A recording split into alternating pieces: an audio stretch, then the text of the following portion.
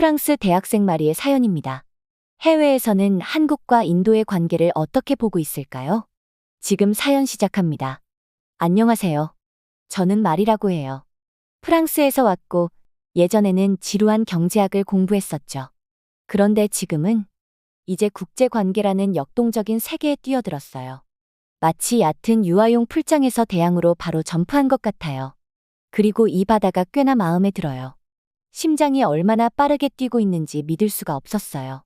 큰 햇살 가득한 교실로 걸어 들어가면서요. 그냥 또 다른 화요일일 뿐인데 뭔가 느낌이 달랐어요. 아마도 모든 사람이 들뜬 표정으로 웅성거리는 모습 때문이었을 거예요. 아니면 교수님 눈에 반짝이는 그 빛 때문일지도요. 마치 오늘 뭔가 큰일이 일어날 거야 라고 말하는 듯한 그 눈빛 말이에요. 자리에 앉으면서 저도 모르게 미소를 지었어요. 교실은 정말 컸고 높은 창문을 통해 햇빛이 쏟아져 들어와 마치 야외에 있는 것 같은 느낌이었거든요. 제 주위에는 동기들이 모여서 웃고 떠들며 수업 준비를 하고 있었어요. 마치 대가족이 모여 있는 느낌이었어요. 다만 아주머니의 이상한 모자에 대해 이야기하는 대신 우리는 세상을 바꿀 수 있는 이야기를 하려는 거죠. 교수님이 들어오시자 교실은 순식간에 조용해졌어요. 교수님은 보통 선생님들과는 좀 달랐어요. 딱딱한 정장에 지루한 강의를 하는 스타일이 아니거든요. 교수님은 청바지에 눈에 띄는 파란 셔츠를 입고 있었는데 그 셔츠 덕분에 눈이 더 빛나 보였어요. 그리고 말을 시작하면 마치 가장 신나는 비밀을 알려주는 것 같았어요. 자, 여러분. 교수님이 손뼉을 치며 말했어요. 오늘은 작은 모험을 떠날 거예요. 삼성을 이야기해 볼까요? 저는 눈을 깜빡였어요. 삼성이라고요? 제 핸드폰을 만든 그 회사요? 우리는 분명히 중요한 글로벌 이슈에 대해 이야기하려던 거 아닌가요? 손을 들어 질문하려는 찰나 교수님은 말을 이어가셨어요. 여러분, 지금쯤 삼성, 그저 핸드폰이랑 TV나 만드는 회사 아니야? 라고 생각하고 있을 거예요. 그런데요, 오늘은 전자기기가 아니라 인도에서 일어나고 있는 거대한 파업에 대해 이야기하려고 해요. 저는 눈이 휘둥그레졌어요. 파업이요? 인도에서요? 그것도 삼성을 두고? 제 머릿속이 빠르게 돌아가며 이 상황을 연결하려 했었어요. 교수님이 버튼을 누르자 교실 앞쪽 큰 화면이 밝아지면서 사람들이 피켓을 들고 파란 유니폼을 입은 모습들이 나왔어요. 거대한 건물 앞에 서 있는 모습이었는데 마치 영화의 한 장면 같았지만 실제 상황이었어요. 여러분, 지금 이 모습은요. 교수님이 화면을 가리키며 말씀하셨어요. 지금 이 순간 인도 노이다에서 벌어지고 있는 일이에요. 몇 주째 계속되고 있고 전 세계적으로 뉴스에 오르고 있죠. 저는 자리에서 몸을 앞으로 기울이며 화면을 응시했어요. 사진 속 사람들은 화가 나고 단호해 보였어요. 그들의 외침과 좌절감이 느껴져서 속이 조금 불편해졌어요. 그런데 말이죠. 교수님이 목소리를 낮추며 비밀을 공유하는 듯한 느낌으로 말씀하셨어요. 이건 단순히 근로자들이 화난 것만이 아니에요. 이건 인도와 한국 두 나라의 관계, 일자리, 기술, 그리고 처음엔 지루하게 느껴질 수 있는 수많은 이야기들이 연결된 문제랍니다. 하지만 믿어요. 이건 액션 영화보다 훨씬 흥미진진해요. 저는 주변을 둘러봤어요. 모두 저처럼 몸을 앞으로 숙이고 있었어요. 보통 수업 내내 낙서를 하던 제이크마저 집중하고 있었어요. 교수님이 미소 지으셨는데 그 눈빛이 더 반짝이는 것 같았어요. 자, 그럼 이 파업이 왜 이렇게 중요한지 맞춰볼 사람? 교실 여기저기서 손이 번쩍번쩍 들려졌어요. 저는 손을 들지 않았어요. 머릿속에서 그 퍼즐 조각들을 맞추느라 정신이 없었거든요. 삼성, 인도, 한국, 파업. 그야말로 하나의 퍼즐이었고 저는 얼른 이걸 맞춰보고 싶었어요. 노트북을 꺼내 들고 필기를 시작했어요. 뭔가 직감적으로 이 수업이 오래도록 기억에 남을 것 같은 느낌이 들었거든요. 언젠가 저도 이런 문제들을 해결하는 데 기여할 수 있을지 모른다는 생각에 미소가 지어졌어요. 교수님이 상황에 대해 더 설명하기 시작하셨을 때 저는 마치 인도에 있는 것처럼 그 근로자들 사이에 서 있는 것 같았어요. 그들의 희망과 두려움을 느낄 수 있었어요. 이제 더 이상 뉴스 속 이야기가 아니었어요. 실존하는 사람들, 실제 삶의 문제들이었고 그것들이 해결을 필요로 하고 있었죠. 그때 문득 깨달았어요. 이래서 제가 국제관계를 공부하기로 한 거였죠. 이렇게 크고 복잡한 문제들을 이해하고 언젠가는 세상을 조금이라도 더 나아지게 만드는 일을 하고 싶었어요. 수업이 계속되면서 문득 생각했어요. 이게 시작일 뿐이라면 앞으로 얼마나 더 놀라운 것들을 배우게 될까요? 또 다른 세상의 어느 곳을 탐험하게 될까요? 앞으로 풀어갈 다른 미스터리는 뭘까요? 정말 기대되지 않을 수 없었어요. 저는 자리에서 몸을 앞으로 기울이면서 교수님이 하시는 말씀을 이해하려고 눈썹을 찡그렸어요. 삼성이요? 인도에서요? 파업이라고요? 전부 다 처음 듣는 얘기였어요. 교수님 목소리가 교실을 가득 채웠어요. 삼성은 인도 경제에 중요한 역할을 하고 있습니다. 저는 머릿속으로 인도를 그려봤어요. 인구가 10억 명이 넘는 거대한 나라. 그리고 삼성이란 한국의 대기업이 거기서 큰 역할을 하고 있다니 어떻게 그게 가능할까 싶었죠. 일자리죠. 교수님이 제 속마음을 들은 것처럼 대답하시더라고요. 삼성이 인도에서 많은 사람들에게 일자리를 제공하고 있습니다. 저는 큰 공장을 떠올렸어요. 파란 작업복을 입은 직원들이 가득한 곳이요. 그 사람들이 제가 주머니에 넣고 다니는 그 핸드폰을 만드는 거죠. 생각해보니 참 묘했어요. 하지만 일자리만의 문제는 아니었어요. 기술. 교수님이 다음으로 말씀하셨어요. 아, 맞다. 삼성은 일자리를 주는 것만이 아니라 인도의 새로운 기술도 전파하고 있구나 싶었죠. 예전에 어디선가 기술이 발전하면 나라 경제가 더 빨리 성장할 수 있다는 글을 읽은 적이 있어요. 삼성이 인도에서 그런 변화를 가져오고 있는 걸까요? 그러다 교수님이 정말 주목할 만한 말을 하셨어요. 그리고 무형의 요소들도 많이 있습니다. 무형의 요소라니 눈에 보이지도 않고 만질 수도 없는 것들을 뜻하는 말이죠. 교수님이 뭘 의미하는지 궁금했어요. 아마도 삼성 덕분에 인도 노동자들이 배우게 되는 지식이나 기술 같은 걸 말하는 걸까요? 이런 생각들이 머릿속을 휘감고 있을 때 교수님이 또 다른 충격적인 말을 하셨어요. 이번 파업은 공장뿐만 아니라 인도와 한국 간의 관계에도 큰 영향을 미치고 있습니다. 제 눈이 커졌어요. 이제 이건 단순히 한 회사의 문제가 아니었어요. 두 나라 전체의 이야기였던 거죠. 머릿속으로 그림을 그려봤어요. 한쪽엔 인도라는 거대한 나라가 있고 다양하고 빠르게 성장하는 곳이죠. 그리고 다른 쪽엔 한국이 있는데 작은 나라지만 최첨단 기술과 현대화로 무장한 곳이에요. 그 가운데 삼성이란 공장이 있고 거기서 노동자들이 파업을 하고 있는 거예요. 마치 영화 속 장면 같은 상황이었어요. 왜 파업을 하는 거지? 하고 묻고 싶었어요. 그런데 교수님은 이미 다음 이야기로 넘어가고 계셨어요. 버튼을 누르시더니 교실 앞 스크린에 이미지들이 나타났어요. 사람들 손에는 피켓과 현수막이 들려있고 그들의 얼굴엔 결연한 표정이 담겨 있었어요. 아, 저 사람들이 바로 파업 중인 노동자들이구나 싶었죠.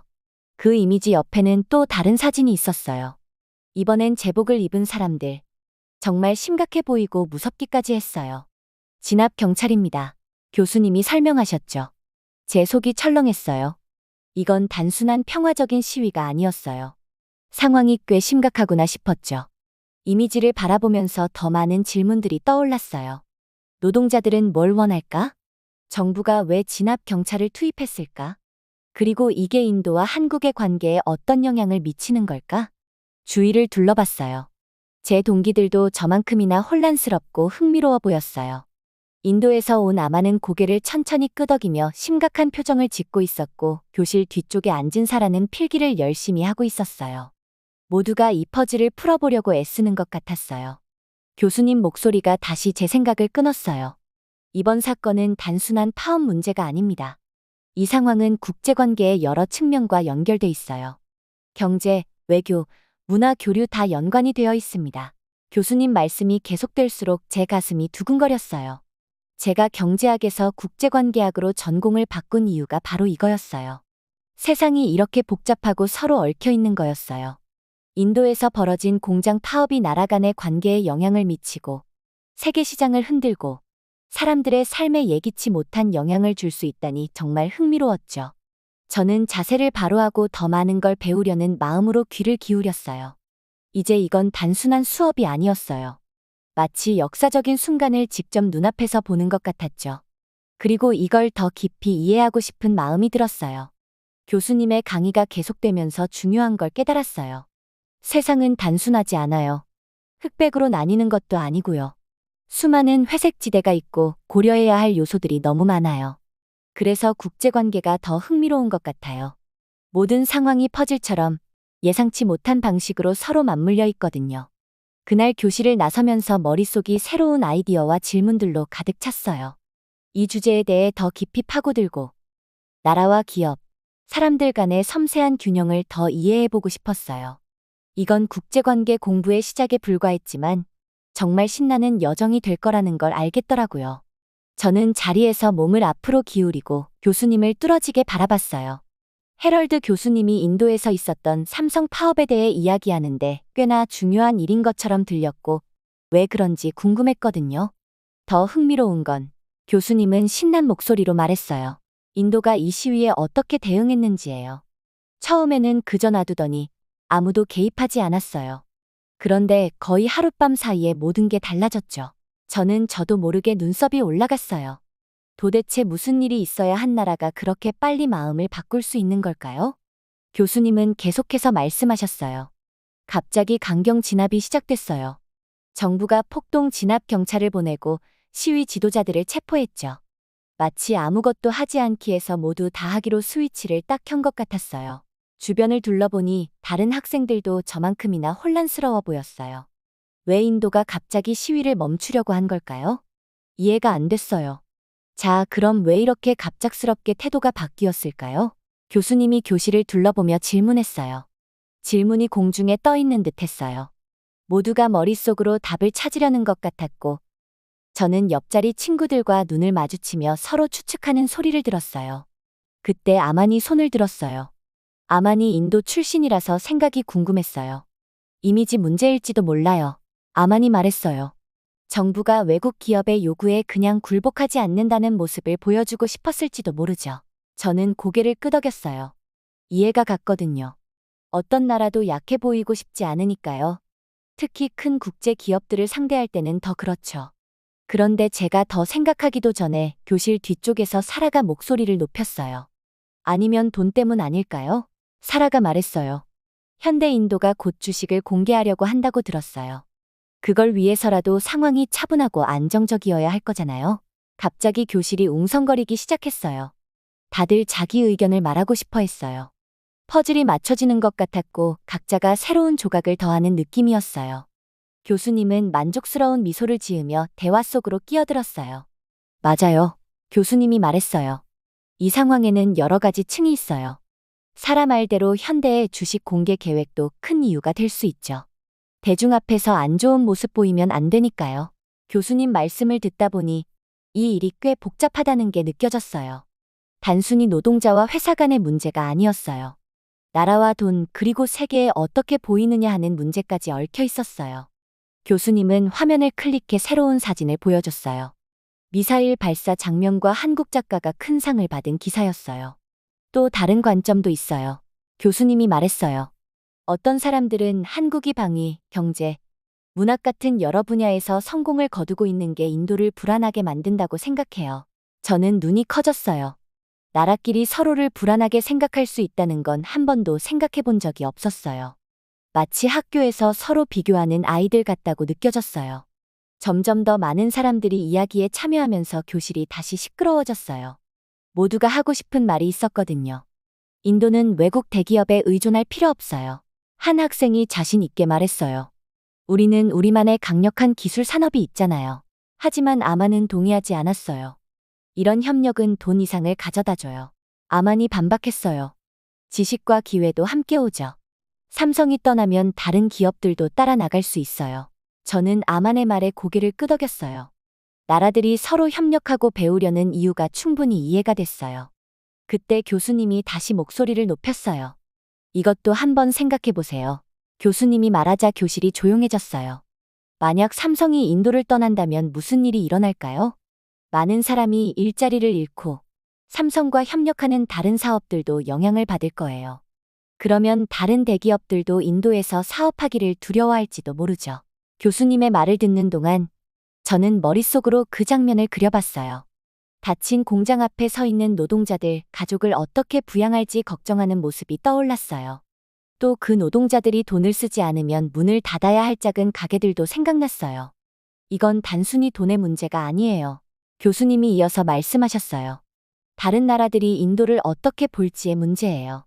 삼성이 떠나면 인도가 사업하기에 위험한 곳처럼 보일 수도 있어요. 교실은 숨소리도 들릴 만큼 조용했어요. 모두가 이게 무엇을 의미할지 곰곰이 생각하고 있었죠. 그 순간 이게 단순한 뉴스가 아니란 걸 깨달았어요. 실제 사람들의 삶에 관한 일이었어요. 나라들이 어떻게 협력하고 때로는 갈등하는지를 보여주는 일이었죠. 그리고 한 가지 결정이 얼마나 많은 것에 영향을 미칠 수 있는지도 알게 됐어요. 수업이 끝나고 다들 짐을 싸기 시작할 때 제 머릿속은 온갖 생각으로 가득했어요. 앞으로도 인도와 한국 같은 나라들이 어떻게 세계를 형성해 가는지 더 알고 싶다는 생각이 들었어요. 저는 의자에 몸을 앞으로 숙이고 교실 앞 스크린에 눈을 떼지 못했어요. 해롤드 교수님이 다음 슬라이드를 클릭하자 큰 제목이 떴어요. 한국의 기술 우위에 대한 인도의 반응. 순간 가슴이 두근거리기 시작했어요. 이제 진짜 재미있어지겠는데요? 이 이야기엔 더 많은 게 있어요. 교수님이 흥분된 목소리로 말씀하셨어요. 어떤 사람들은 한국이 국방, 경제, 심지어 문학 분야에서도 발전하면서 인도가 조금 긴장하고 있다고 생각해요. 주위를 둘러보니 모두 저만큼이나 집중하고 있었어요. 우리 모두가 세계에 대해 중요한 논의에 참여하고 있는 것 같은 기분이었어요. 갑자기 교실이 소란스러워졌어요. 마치 라디오 볼륨을 한껏 올린 것처럼 모든 사람들이 자기 의견을 말하고 싶어 했어요. 인도가 외국 대기업에 의존할 필요는 없어요. 앞줄에 앉은 학생이 소리쳤어요. 우리도 충분히 강력한 기술 산업을 가지고 있어요. 그때 인도에서 온 아만이 손을 들었어요. 교수님이 바라보자 아만이 말을 시작했어요. 그게 그렇게 단순하진 않아요. 아만이 말했어요. 이런 외국 기업과의 협력은 돈만 가져오는 게 아니에요. 지식과 아이디어의 교류 그리고 다양한 기회들을 가져와요. 만약 삼성이 떠나면 다른 기업들도 따라 떠날 수 있어요. 저도 아만의 말에 고개를 끄덕였어요. 이해가 되더라고요.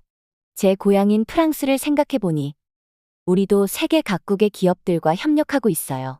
교실 안은 더 시끄러워졌고 서로 말소리가 뒤섞여 잘 들리지 않았지만 열기가 느껴졌어요. 이건 그저 지루한 수업 토론이 아니었어요. 진짜 중요한 이야기를 나누고 있는 것 같았어요. 그러다 해롤드 교수님의 목소리가 소음을 뚫고 들렸어요. 잠깐만요, 모두. 교수님이 손을 들어 조용히 시키셨어요. 이걸 한번 생각해 봅시다. 만약 삼성이 정말로 인도를 떠난다면 어떤 일이 벌어질까요? 교실이 조용해졌어요. 모두 머릿속에서 무엇인가를 떠올리는 것 같았어요. 교수님이 이어서 말씀하셨어요. 이건 단순히 한 기업이 떠나는 문제만은 아니에요. 파급 효과를 생각해 보세요. 사람들은 일자리를 잃을 수도 있고, 제품이 생산되고 이동하는 공급망도 중단될 수 있어요. 그리고 다른 국제 대기업들이 인도가 사업하기에 안정적인 곳이 아니라고 생각하게 될지도 모르죠. 저는 눈을 감고 상상해 봤어요. 커다란 공장 밖에서 걱정스러운 표정으로 서 있는 사람들, 삼성 제품이 있던 가게의 빈 선반들이 머릿속에 그려졌어요. 이제 이건 단순히 스크린에 적힌 글이나 수업 중 떠도는 아이디어가 아니었어요. 현실적으로 와닿았고 조금 무섭기도 했어요. 하지만 이건 단순히 돈이나 일자리 문제만이 아니에요. 교수님이 계속해서 말씀하셨어요. 이건 국가들이 서로를 어떻게 보고 협력하는지에 대한 문제죠. 한국은 휴대폰, 자동차, 선박뿐 아니라 전 세계 사람들이 즐기는 음악과 영화까지 다양한 분야에서 뛰어나요. 한국이 이렇게 성장할 수 있었던 건 다른 나라들과 협력했기 때문이에요. 자신을 고립시키지 않고요. 저는 제가 즐겨보던 한국 드라마와 듣던 K-pop 음악을 떠올렸어요. 한국에 대해 제가 몰랐던 게 참 많았다는 걸 깨달았어요. 이제 교수님이 책상에 몸을 기대며 말씀하셨어요. 인도는 어려운 선택을 해야 해요. 자국의 능력을 자랑스러워하면서도 산업을 키워야 하고 동시에 성장을 지속하고 배우기 위해 다른 나라들과 협력해야 하죠. 마치 두 발로 서서 균형을 잡는 동시에 다른 이들과 손을 잡고 균형을 유지하려는 것과 비슷해요. 듣고 있자니 거대한 복잡한 춤을 보고 있는 느낌이었어요. 나라들이 서로 협력하면서도 때로는 서로의 발을 밟기도 하면서 조화를 이루려 노력하는 모습이요. 자, 그럼 여러분은 인도가 어떻게 해야 한다고 생각하세요? 교수님이 우리를 둘러보며 물으셨어요. 교실은 또 한 번 열띤 목소리들로 가득 찼어요. 어떤 사람들은 인도가 자국 기업에 집중해야 한다고 했고, 다른 사람들은 삼성을 놓치지 말아야 한다고 했어요. 몇몇은 중간 지점을 찾아야 한다고 주장했어요. 저는 갑자기 용기가 나서 손을 들었어요. 교수님이 저를 가리키자 깊이 숨을 들이마시고 말했어요. 둘 중 하나를 선택하는 게 아니라 균형을 찾는 게 중요한 것 같아요. 인도가 자국 기업을 지원하면서도 외국 기업과 협력할 수 있으면 좋겠어요. 서로 배우면서요. 교수님이 미소 지으며 고개를 끄덕이셨어요. 좋은 의견이에요. 균형을 찾는 게 핵심이에요. 쉽진 않지만 중요하죠. 수업이 이어지면서 제 머리가 점점 커지는 느낌이었어요. 인도와 한국에 대해서만 배우는 게 아니라 전 세계가 어떻게 서로 연결되고 영향을 주고받는지 배우고 있는 거였어요. 한 나라의 결정이 다른 나라에 어떤 영향을 미칠 수 있는지, 멀리 떨어져 있어도 어떻게 다 연결되어 있는지를요. 종이 울리며 수업이 끝났지만 저는 떠나고 싶지 않았어요. 머릿속은 새로운 아이디어로 가득 찼어요. 책을 챙기면서 한 가지는 확실했어요. 세상은 제가 상상했던 것보다 훨씬 더 복잡하고 흥미로웠어요. 그리고 그게 저를 더 배우고 싶게 만들었어요. 교수님 수업을 마치고 나오는데 머리가 새로 배운 정보들로 어지러웠어요. 마치 나라랑 회사들에 관한 영화를 본 것 같은 기분이었는데 이게 전부 현실이라니. 머릿속을 정리하려면 신선한 공기가 좀 필요했어요. 건물 밖으로 나와서 캠퍼스 잔디밭에 있는 큰 떡갈나무 아래 조용한 자리를 찾았어요. 풀은 부드럽고 햇빛은 따뜻하게 얼굴을 비춰줬죠. 나무의 등을 기대고 잠깐 눈을 감고 앉아 있었어요. 눈을 뜨니 다른 학생들이 지나가면서 웃고 얘기하는 게 보였어요. 하지만 제 마음은 멀리 있었어요. 삼성, 인도 그리고 한국에 대해서 생각하고 있었거든요. 한 회사가 인도에서 겪은 문제가 두 나라 사이에 그렇게 큰 문제를 일으킬 수도 있다니 정말 놀라웠어요. 교수님이 우리에게 보여주신 시위하는 노동자들의 사진이 떠올랐어요. 걱정 가득한 얼굴들, 일자리를 잃을까봐 불안해하는 모습들이요. 만약 우리 부모님이 큰 회사가 우리 동네에서 떠나는 바람에 갑자기 직장을 잃게 된다면 어땠을까 생각해보니 속이 울렁거렸어요. 그 다음엔 한국에 대해 생각하기 시작했어요. 오늘 수업 듣기 전엔 사실 한국에 대해 잘 몰랐거든요. K-팝이나 넷플릭스에서 본 한국 드라마 정도? 그런데 이제는 한국에 대해서 훨씬 더 많은 걸 알게 됐어요. 휴대폰을 꺼내서 한국에 대한 정보들을 검색해봤어요. 아세요? 불과 60년 전만 해도 한국이 세계에서 가장 가난한 나라 중 하나였대요. 그런데 지금은 세계에서 손꼽히는 부유한 나라가 됐어요. 도대체 어떻게 그게 가능했을까요? 더 알아보니 한국은 경제를 발전시키기 위해 정말 많은 노력을 했더라고요. 교육에 집중해서 많은 사람들이 학교에 다니며 중요한 기술들을 배우도록 했고 다른 나라들이 사고 싶어하는 자동차나 휴대폰, 컴퓨터 같은 걸 만들기 시작했어요. 흥미로운 건 한국이 이걸 혼자서 한 게 아니라는 거예요. 다른 나라들과 협력하면서 배울 건 배우고 아이디어를 공유하면서 이룬 결과라는 거죠. 그러다 보니 예전에 제가 수학 문제로 힘들어할 때 친구가 도와줘서 같이 새로운 걸 배웠던 기억이 떠올랐어요. 휴대폰에서 눈을 들어보니 국제 학생들이 걸어가고 있었어요. 중국에서 온 여자애, 나이지리아에서 온 남자애, 그리고 브라질에서 온 다른 학생이 있었죠. 자기 모국어가 아닌 영어로 서로 웃고 얘기하는 모습을 보는데 마치 나라들이 하는 협력처럼 느껴졌어요. 다만 이건 더 큰 규모로 벌어지는 거겠죠? 교수님이 인도랑 삼성에 대해 말씀하셨던 게 다시 떠올랐어요. 삼성이 인도를 떠난다면 큰 문제가 생길 수도 있다고 하셨죠. 일자리를 잃는 사람들이 많아지고 다른 회사들도 인도가 사업하기 좋은 나라가 아니라는 인상을 받을 수도 있대요. 마치 학교에서 인기 많은 애가 갑자기 다른 애들이랑 안 어울리면 다른 애들이 뭔가 문제가 있나 하고 의심하는 것처럼요. 그러다가 교수님이 하신 다른 말씀이 생각났어요. 자기 나라에 대한 자부심을 가지는 것과 동시에 다른 나라들과 협력하는 것 사이의 균형을 찾아야 한다고 하셨죠. 그걸 생각하니 서커스에서 외줄타기를 하는 사람이 조심스럽게 앞으로 나아가면서 균형을 잡는 모습이 떠올랐어요. 시간을 보니 벌써 나무 밑에서 거의 1시간을 앉아 있었더라고요. 바지에 묻은 풀을 털며 일어났는데 기분이 좀 달라졌어요. 세상이 훨씬 더 크고 서로 연결되어 있다는 걸 새삼 느꼈거든요. 기숙사로 돌아가는 길에 국제학생센터 앞을 지나게 됐어요. 여러 나라의 국기들이 바람에 휘날리고 있었죠. 한국 국기를 찾아서 한참 쳐다봤어요. 이제 그게 그냥 국기가 아니었어요. 정말 놀라운 이야기를 가진 한 나라를 상징하는 거더라고요. 다른 나라들과 협력하면서도 자기만의 길을 찾아간 그런 나라요. 제 미래에 대해서도 생각하게 됐어요. 저는 국제관계를 공부하는 중인데 나라들이 어떻게 협력하는지 알고 싶어서 시작했거든요. 이제 보니 이건 그냥 큰 회의장이나 화려한 만찬이 전부가 아니었어요. 서로 이해하고 배우고 모두에게 도움이 될 수 있는 방법을 찾는 일이었죠. 기숙사에 도착했을 때 결심을 하나 했어요. 앞으로 다른 나라들에 대해 더 많이 알아볼 거예요. 책만 보는 게 아니라 그 나라에서 온 사람들과 직접 얘기하면서요. 어쩌면 새로운 언어도 배워볼까 싶어요. 한국어 어떨까요? 혼자 웃음이 났어요. 누가 알아요? 언젠가 저도 한국처럼 나라들이 협력하는 데 도움을 줄지도요. 한 가지 확실한 건 이제 제 삼성 휴대폰이 전처럼 보이진 않을 거예요. 캠퍼스 잔디밭을 걷는데 따뜻한 햇살이 얼굴에 닿으니까 방금 배운 것들이 머리에서 떠나질 않았어요. 발밑에선 잔디가 바스락거리고 근처 꽃들의 달콤한 향기가 느껴졌죠. 하지만 제 마음은 이미 멀리 인도와 한국에 가 있었어요. 큰 참나무 밑 조용한 벤치에 앉아서 지나가는 학생들을 바라봤어요. 몇몇은 친구들과 웃으며 걸어가고 다른 학생들은 책에 코를 박고 있었어요. 저처럼 이 세상이 얼마나 연결되어 있는지 생각하는 사람이 또 있을까 궁금했어요. 오늘 수업 듣기 전까지는 제가 세상에 대해 꽤 많이 알고 있다고 생각했어요. 프랑스에서 태어나 미국에서 공부하고 여러 나라를 여행도 했으니까요. 하지만 해럴드 교수님의 강의를 듣고 나서야 더 배워야 할 게 얼마나 많은지 깨달았어요. 노트를 꺼내서 생각을 정리하기 시작했어요. 이건 단순히 힘에 관한 게 아니야. 라고 적고 잠시 멈춰서 펜 끝을 턱에 댄 채 생각에 잠겼죠.